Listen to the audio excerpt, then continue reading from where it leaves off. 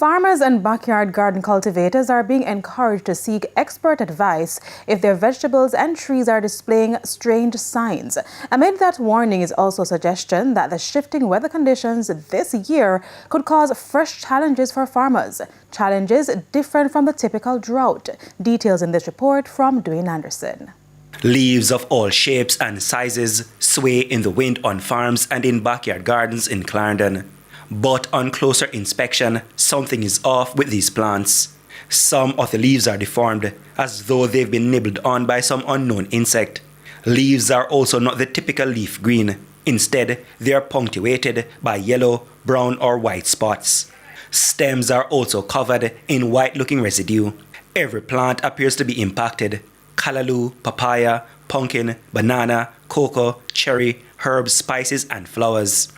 The farmers are sure something is wrong, but they do not know what it is. I would say that you definitely have a fungal issue. This is something that we have to look a little bit deeper. You have to identify the type of fungus that you have. A flora expert based at UWI agrees with the assessment that the situation could be fungal, likely mold, stemming from periods of heavy rainfall prior to this ongoing dry period. Now, mold on plants can harm humans. This can trigger allergies leading to sneezing, runny nose, red eyes, and skin rashes. Flare-up in asthma attacks may also occur.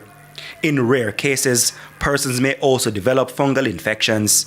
So what's the fix? The expert says farmers noticing these signs should speak with farm store experts or contact their extension officers at RADA.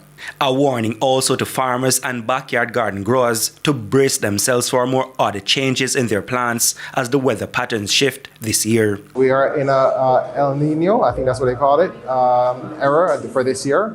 So there's a lot of challenges that farmers are going to face. And not only for large farmers, but for also backyard farmers as well too. Dwayne Anderson, TVJ News.